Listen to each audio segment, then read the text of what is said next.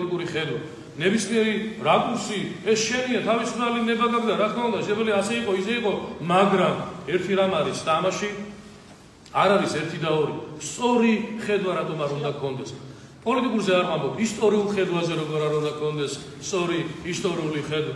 როგორ შეიძლება ასეთი უბირი, უმეცარი იყოს ქრისტიანი, საერო ადამიანია თუ სასულიერო პირი, როცა ამბობს რომ თურმე სადღაც რაღაცა ემდომ დაისაჯა, როგორც სოდომი და გომორი დაისაჯნენ თურმე უღმერთოების გამო, ამიტომაც სადღაც მიტინგი რომ მოაწყვეს მაგალითად ტრადიციულმა ადამიანებმა, სწორედ ამის გამო რომ დაისაჯა ეს.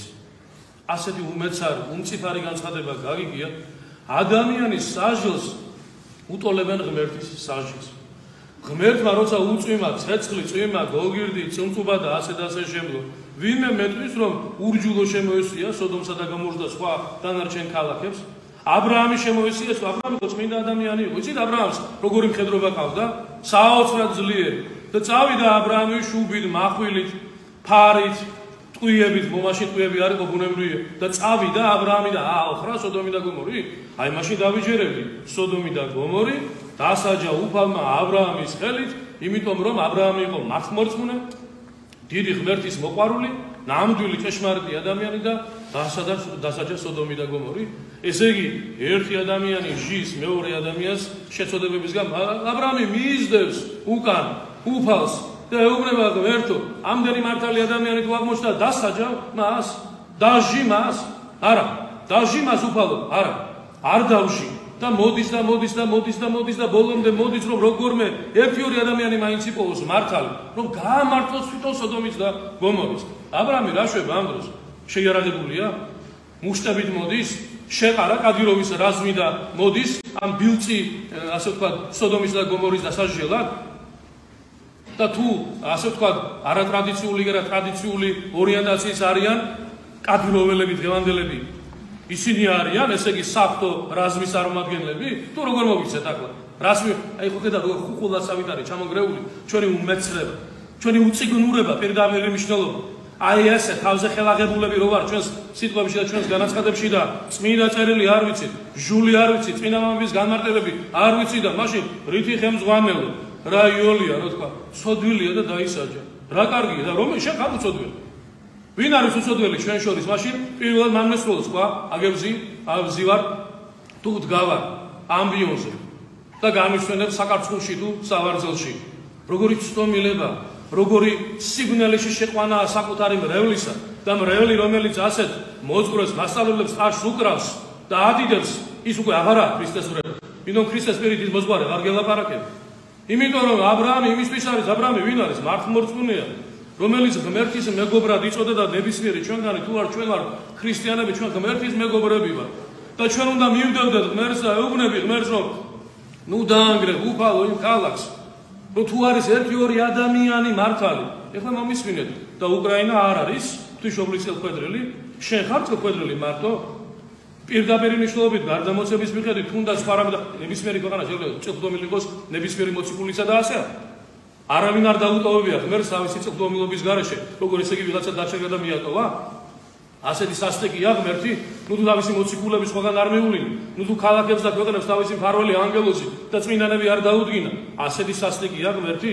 შენ თუ აბრაამი ხარ და მართლმორწმუნე ხარ, კი არ უნდა აანგრიო შენ რა გითხრა ადამიანი? არამედ ასე ნაბიჯ უნდა მისდევდე მართლაც ღვთისრისხვას, შესაძლებელი, მაგრამ უნდა ამდოვრებდე, უნდა ანელებდე ღმერთს უფალო, შემიწყალე, მე თუ ფეხზე ვდგავა.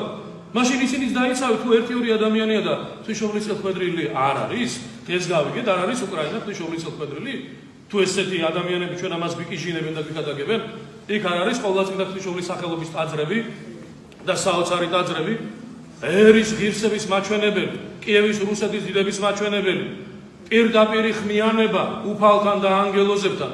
არ არის მაცხოვრის სახელობის ტაძრები, არ არიან ღირსეული სასულიერო პირები თუ ღირსეული ქრისტიანები.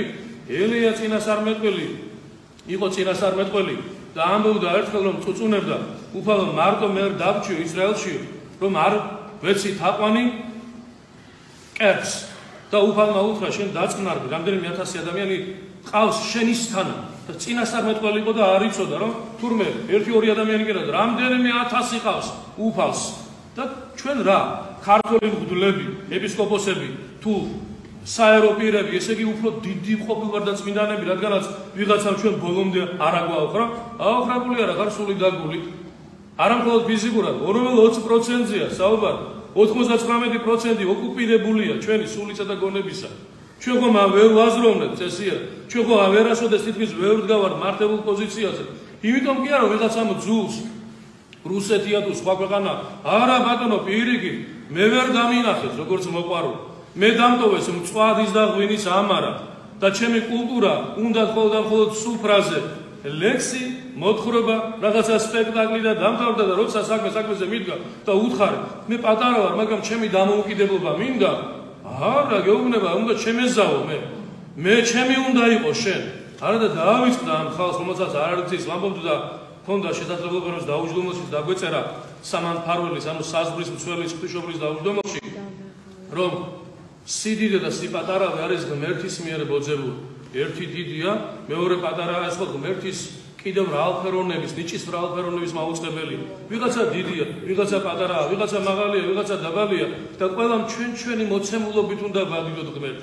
თორემ ასე ყველაფერი ერთმანეთს დაემსგავსებოდა. ყველა ადამიანი თავისი ფერითაც კი დაემსგავსებოდა და მაშინ რატომ არის რომ ვიღაც არის შავკანიანი, ვიღაცა თეთრკანიანი, ვიღაცას კიდევ უფრო მოყვითალო დაქრავს და ასე შემდგომ. რა არის? რას ნიშნავს? იმას ხო არა რომ ვიღაცა სოდვა აქვს, როგორც ერთხელ ასე უმეცნებით გვითხრა ერთმა ადამიანმა ამბიონიდან. არა ბატონო.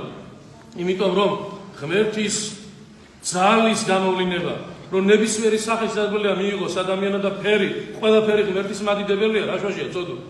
სვიონ შავი, ვინ იყო თუ არა უდიდესი წმინდანი, არა?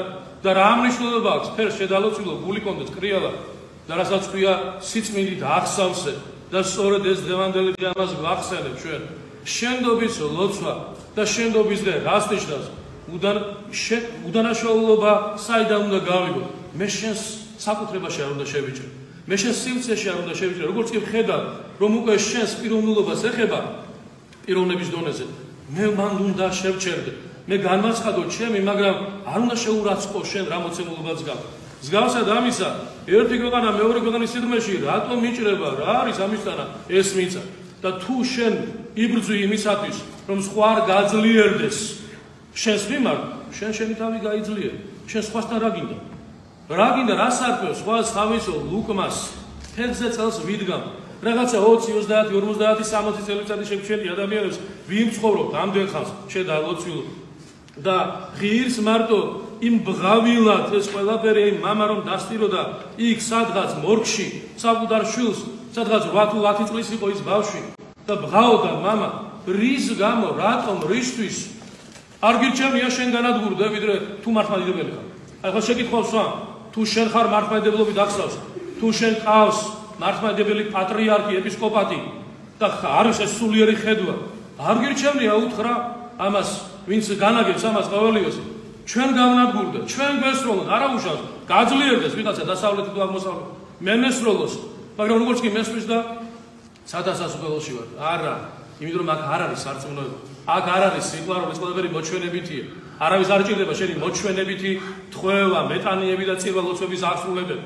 არავის არ ჭირდება შენი ფარჩეულობა, შენი შესამოსვლის, ამიტომ გითხრა უპალმა სახარებაში, ფარისევლები განედიდებენ თავიანთ შესამოსლებს და იმყოფენ მას და განედიდებიან მათი ფესვები სამოსვლისანი, მაგრამ ვის რაში სჭირდება, როცა უპალი გეუბნება რომ შენ ხარ განგოზილი საფლავი, შეგებელი საფლავი, გარედან ლამაზად შეგამკვეს მთელი თავისი რკინეულობით, ბეტონებით და სილამაზეებით, მაგრამ შიგნიდან კუდრის სიმყრალით ახარ სავსე. აი სწორედ ესეთი მართლმადიდებლობა აქვს დღევანდელ დღეს უფრო უმეტესობას და მწუხვარ, რომ ჩვენი მართლაც მართლმორწმუნე მოძმეერი, რუსი ერი ასე პირაღიად და ასე განუშხრეკალად უყურებს თავის ხელისუფლებას და თავის მთავრობას.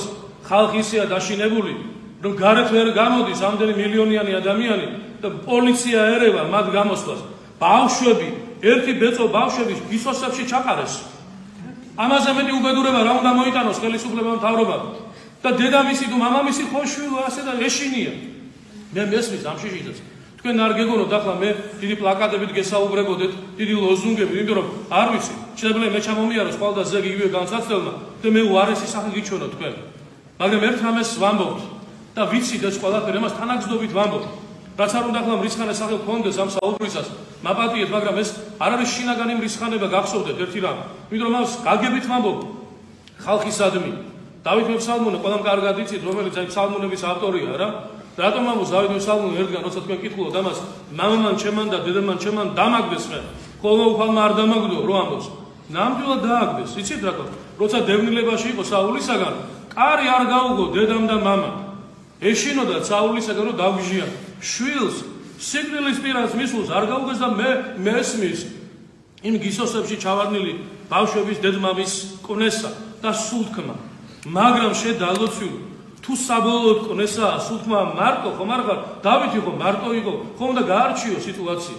დავითი მარტოა, დავითს არავისთვის არ მიურბენია რომ მიშველებ. ეს არ ყოფილა საზოგადო რაღაცა ასპექტი, დავითზე იყო ეს ყველაფერი გადასული. და შენ რო ხამ 1, 2, 3 მილიონი გამოდი მილიონი და თქვი, კარგი ახლა ყველას როგორ არ აქვს ეს ინტერნეტი, ეს მობილური ზეწომა, რაღაცა ხო უნდა იცოდე და თავი დაანებე მობილურის და ინტერნეტის ოდნა იმისათვის საჭირო რომ მიხვდე რომ მეზობელ ქვეყანაში დაუკითხავ ჯერ მე დაგპატიჟა, რაც არ უნდა გეუბნებოდეს რომ ვიღაც რო დამპატიჟეს დიახ და როგორც განმათავისუფლებელი ისე შევდივარ 21 საუკუნის 20-იან წლებში როგორ უნდა მოტყუდე ამ შეიძლება დაკეტილ სივრცეში როცა თქვა 30-იანი 20-იანი წლები იყო თქვა კომუნისტების დროს მე-20 საუკუნეში იმიტომ დაკეტილი იყო საზღვარი და მართლაც არანაირი წვდომა არ ჰქონდა ადამიანს მაგრამ დღეს არა გაგწვდომა დავიჯერო და გამოდი მილიონი და უთხარი განარამე უთხრა კულტურულად პატივისცემით უთხარი ყველას რომ არ შეიძლება მოდი გავჩერდეთ და იქნება გაჩერდეს ეს სიტუაცია შენი წვლილი